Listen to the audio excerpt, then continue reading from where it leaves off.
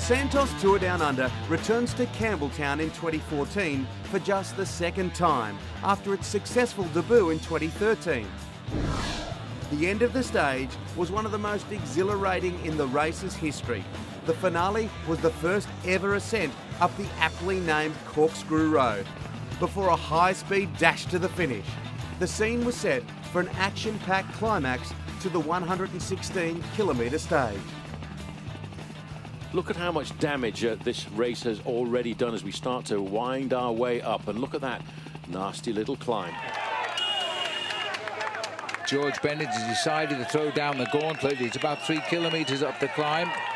Bennett will get all the cheers here.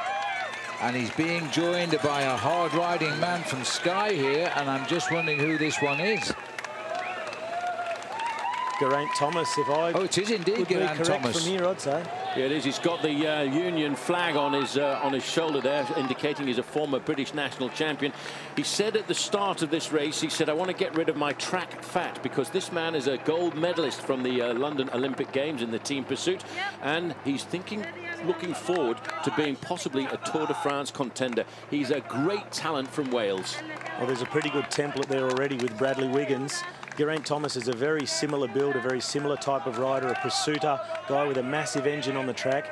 He's now trimmed down a little bit of that track muscle, and you see what it does when he starts to go uphill and open the lungs up a bit. Well, Geraint Thomas has absolutely destroyed Bennett and the field at the moment. He is riding up this hill as if it is totally flat.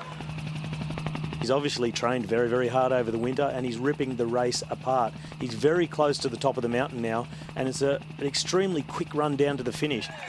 There's a lovely crowd on the Corkscrew.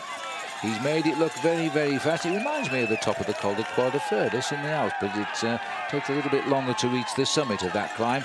Just look at the crowd here. Geraint Thomas gets the points. He's got the Skoda jersey probably tomorrow. It just depends. Depends on just how quickly he descends now. This is going to be a nail-biting finish for Geraint Thomas. There are 2 riders in that small group there coming across the gap from Team Radio Shack. One of those must still be George Bennett, because he wasn't too far behind. Well, there's 11 riders in that group, and 11 riders could suddenly make this 15 riders up front. We may have gone past 3 kilometres, and they may or may not hang on because it's all downhill. They're going to have to really fly to bridge this gap.